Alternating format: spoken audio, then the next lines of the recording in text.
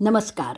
आपण ऐकतोय प्राचार्य श्री अनंत दामोदर आठवले म्हणजेच परमपूज्य स्वामी वरदानंद भारती यांचं जीवनचरित्र तेजाचं चांदणं.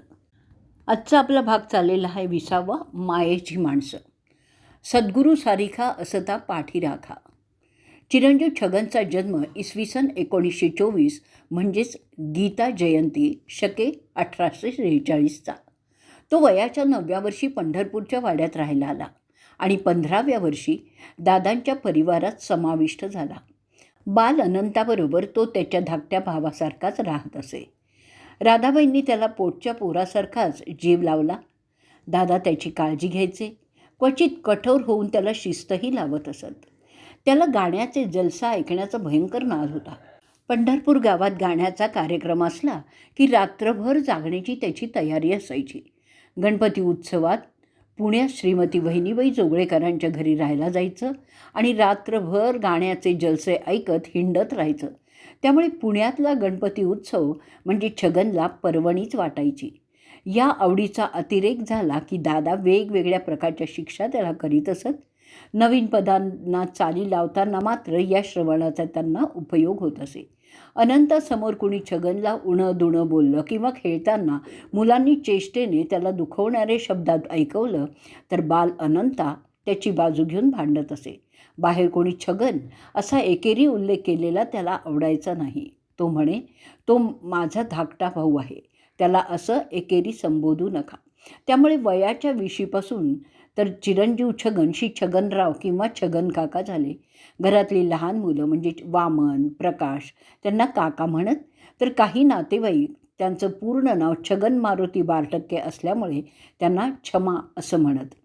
दादांच्याबरोबर प्रवास झाल्यामुळे त्यांच्या भरपूर ओळखीही झाल्या. भाविकांच्या समोर दादांची पदं गाऊन दाखवण्याची त्यांना फार हौस होती. दादा वर्णन करतात तशी रायपुरी साखरेची मिठास त्यांच्या बोलण्यात असल्यामुळे दादांचा लोकसंग्रह होताच तो दृढ व्हायला लागला आणि वाढायला वेळ लागला नाही. सोनूमामा दांडेकरांपासून ते सन्माननीय CD देशमुखांच्यापर्यंत वेगवेगळ्या क्षेत्रातील मंडळी छगन काकांची आठवण करीत पंढरपूरच्या घरी येत असत. शके 1861 म्हणजेच इसवी सन 1939पासून छगन दादांच्या घरातलाच झाला. 1942 किंवा 43पासून उत्सवाची कामं, बाजारहाट, दादांची सेवा, लेखन, पदांना चाली बसवणं ही सगळी कामं छगन अत्यंत जबाबदारीने करायला लागला. दादांचा श्री शंकराचार्य चरित्र हा ग्रंथ छगनने जवळजवळ एकट्यानेच लिहिला म्हणायला हरकत नाही. तो ग्रंथ आदरणीय ह.भ.प. केशवराव महाराज देशमुख यांच्याकडे वाचून दाखवण्यासाठी दादांच्याबरोबर छगन जात असे. देशमुख महाराजांनी दादांच्याकडे या मुलाची चौकशी केली. दादा म्हणाले, हा मुलगा माझ्याचकडे असतो. मुलगा चांगला आहे पण थोडा अवखळ आहे. यानेच या ग्रंथाचं लिखाण केलेलं आहे. केशवराव महाराज म्हणाले, अरे वा, तुझं अक्षर फारच सुंदर आहे रे. त्यांनी छगनला जवळ बसवून घेतलं आणि म्हणाले, बाळा, माझ्या महाराजांच्या बरोबर राहायचं म्हणजे तुला मजा वाटत असेल ना. सर्व चंगळ आहे म्हणून तू दादांच्या सहवासात राहत जर असशील तर लक्षात ठेव, तुझ्या पूर्वपुण्याने भाग्याने लाभलेले दादांचे चरण सोडू नकोस. अन्य कोणत्याही आकर्षणाला बळी पडू नकोस. यांची अत्यंत श्रद्धेने, अनन्यतेने, निष्कामतेने सेवा करून तुझ्या जीवनाचं सार्थक करून घे. यांच्या सेवेमुळे इतर सर्व गोष्टी तुला सहजपणे प्राप्त होतील, तेव्हा तू हे लक्षात ठेव. तेव्हापासून छगनच्या मनाची धारणाच पालटली. अनंतरावांचा विवाह शके 1863 म्हणजेच इसवी सन 1941मध्ये झाला. तर छगन काकांचा विवाह अनंतरावांच्या विवाहानंतर 3 महिन्यांनी झाला. मुलगी नगरजवळच्या कर्जतची. तिचा जन्म 1929 म्हणजे शके 1851 श्रावणातला. दादांनी विवाहाला जाताना छगनरावांच्या बरोबर पैसे, मुलीसाठी दागिने वगैरे दिले आणि सांगितलं, हे पहा छगन, मुलीकडच्या लोकांकडून काही घ्यायचं नाही आहे, आपण लग्न करून घ्यायचं. छगन काकांना चांगल्या खानदानी आणि संत परंपरा लाभलेल्या काकडे घराण्यातील सुस्वभावी मुलगी मिळाली. तिचं नाव वत्सला. लग्न करून ती छगनराव तिला पंढरपूरला घेऊन आले. त्यांचा संसार दादांच्या घरातच सुरू झाला. मोठ्या खटल्याचं घर, घरात कामही खूप होतं. वत्सलाबाई पडेल ते काम हसतमुखाने करीत असत. घरात सासूपदावर असणाऱ्या 4-5 बायका होत्या. त्या काळात जेवढा सासू संस्थेचा धाक होता तेवढा दादांच्या घरीही होता.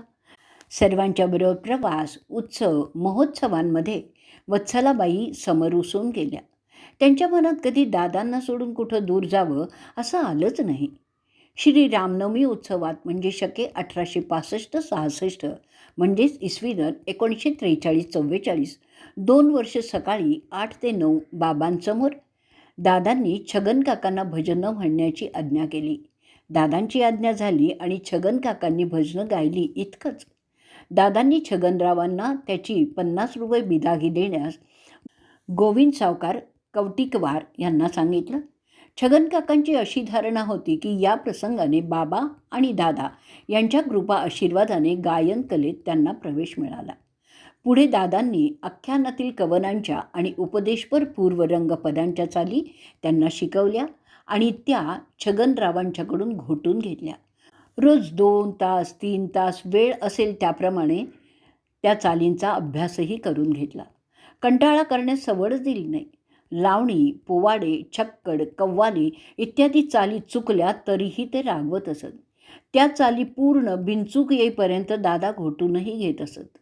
शके 1866 म्हणजेच इसवी सन 1944च्या सुमाराला काही दिवस दादांनी छगनरावांना आप्पांच्या कीर्तनात मागे झांज येऊन साथ करण्याची आज्ञा केली. दादांना याच काळात पोटदुखीचा अतिशय त्रास होऊ लागल्यामुळे दादांचा मुक्काम मुंबईला श्री भवानीशंकर गणपत सशीतल यांच्याकडे विलेपार्लेला होता. तिथे आप्पांचे अत्यंत रसाळ कीर्तन लोकांनी प्रथमच ऐकलं. मुंबईत त्यांना अनेक ठिकाणाहून कीर्तनासाठी आमंत्रणं यायला लागली. त्यावेळी छगन काकांना पेटी वाजवता येत नव्हती. ज्यांच्याकडे कीर्तन असे तेच पेटीवादकांना बोलवत असत. पेटीवादकाला दादांच्या ढंगांच्या चाली अजिबात वाजवता येत नसत. त्यामुळे पदं म्हणताना अडखळल्यासारखं होई. तेव्हा आप्पा म्हणाले, अरे छगन, आता तूच पेटीवर बसून पदं म्हणत जा ना. छगन काका म्हणाले, आप्पा मला यातलं काहीच येत नाही, सुरांची माहिती पण नाही, तेव्हा पेटी कशी वाजवू. त्यावर आप्पा म्हणाले, अरे नुसता स्वर धर, पुढे जसं जमेल तसं पाहू. आप्पांच्या कीर्तनात त्यानंतर पेटीवर स्वर धरून छगन काका पदं म्हणायला लागले. पण समाधान काही होईना. छगन काकांनी पेटीवर आरोह अवरोहाचे पहिले 10 धडे रोज नियमाने वाजवण्यास सुरुवात केली आणि अल्पकाळातच स्वर ऐकून कोमल आणि तीव्र स्वरांचं ज्ञान झालं. त्यावरून पेटीवर पदं बसवण्याचा त्यांनी प्रयत्न केला. त्याची आवड उत्पन्न झाल्यामुळे 15 ते 20 दिवसात त्यांना पेटी वाजवता यायला लागली. तसंच वाजवण्याचा चांगला सराव झाल्याने त्या स्वरांच्या आधाराने पदांच्या चालींचं कोमल तीव्र स्वरांचे बारकावेही चांगले कळायला लागले. त्यामुळे नेमकेपणाने पदही त्यांना म्हणता यायला लागली. स्वर समजून सुरात गाणं आपोआपच साधलं. मुळात चाली आणि पदं दोन्हीही उत्तमच होती. त्यात छगन काकांचा गळाही गोड. आता उत्तम गाण्याची आणि पेटीची भर पडल्यामुळे साथ बहारदारच व्हायला लागली. दादांच्या कीर्तनोपयोगी 85 आख्यानातील जवळजवळ 300च्या वर असलेल्या चालींचा रागधारी शास्त्रोक्त पदं, लावण्या, छक्कड, सवाल, कव्वाली, पोवाडे, गझल, नाट्यगीतं यांच्या चालीवर असलेल्या पदांचा श्री छगन काकांनी स्वतंत्र अभ्यास करून ती आत्मसात करण्याचा प्रयत्न केला. छगन काका रोज पहाटे उठून खर्जाचा अभ्यास करणं, रोज 2-3 तास नियमाने रियाज, हे सर्व न कंटाळता करायचे. छगन काकांचं वक्तव्य या संदर्भात नमूद करण्यासारखंच आहे. मला पेटी उत्तम प्रकारे हुकमी वाजवता आली याचं महत्त्वाचं कारण म्हणजे माझ्या आप्पांची कृपाच म्हणावी लागेल. कारण त्यांनी जर मला पेटी घेऊन नुसता स्वर धरून बैस असं म्हणलं नसतं तर मला पेटी आलीच नसती. पदांच्या चालीचे बारकावे समजले यात माझं लवमात्रही कर्तृत्व नाही. कष्ट तर करावेच लागतात आणि ते जिद्दीने नियमानेच घ्यावे लागतात. तेव्हा कुठेतरी काहीतरी साध्य होतं. परंतु परमेश्वराची सद्गुरूंची कृपा व्हावीच लागते. पार्ल्याच्या वास्तव्यात आप्पांची 12 कीर्तनं झाली. एवढंच नाही, त्या काळात तर आप्पांच्या कीर्तनांची चढती कमानच होती. भावुकता, निस्पृहता, वक्तृत्व, विद्वत्तेचा प्रभाव सर्व काही चढत्या वाढत्या क्रमाने यशाचं परमोच्च शिखर गाठतच होतं. त्यात पेटीच्या साथीचा भरणा आटीव दुधाला केशराच्या सुगंधासारखाच झाला. लोक कीर्तन श्रवणात अक्षरशः वेडेच होत होते. गाणं आणि वक्तृत्व या दोहोंच्या मिलाफाने आप्पांच्या कीर्तनाची कीर्ती फार झपाट्याने अगदी दूरवर पसरत गेली. दादांना अधिकाधिक संतुष्ट करत होती. दादा नेहमी छगन काकांना म्हणायचे, छगन, तू माझी खूप सेवा करतोस रे, त्याबद्दल तुला काय हवं आहे? त्यावर छगनराव म्हणायचे, तुम्ही माझं बालपणापासून सर्वच काही केलेलं आहे. तुम्ही माझ्यासाठी काय केलं नाही सांगा बघू. तुम्ही माझ्यासाठी करावं असं काही शिल्लक राहिलेलंच नाही आहे. त्यावर दादांनी म्हणावं, छगन, तसं नाही रे, तुला एखादं घर घेऊन द्यावंसं वाटतंय. आता यापुढे माझ्या अनंताला तूच सांभाळ. त्याचा तुझ्यावर जसा जीव आहे तसा तुझाही त्याच्यावर राहू दे. एकमेकांशी अगदी सख्ख्या भावांच्या नात्यानेच वागा. त्याला भाऊ नाही, तुझ्याशीही तो अतिशय जिव्हाळ्याने सख्ख्या भावासारखंच वागतो. तेव्हा तुम्ही दोघं एकमेकांना सोडून राहू नका. अनंता तुझी सर्व प्रकारे काळजी वाहण्यास समर्थ आहे. तुला तो काहीही कमी पडू देणार नाही. दामू माझ्याकडे कायमचाच राहिला. कोणत्याही परिस्थितीत त्यांनी मला कधी सोडलं नाही. म्हणून म्हणतो, छगन, तूही माझ्या अनंताला सोडू नकोस.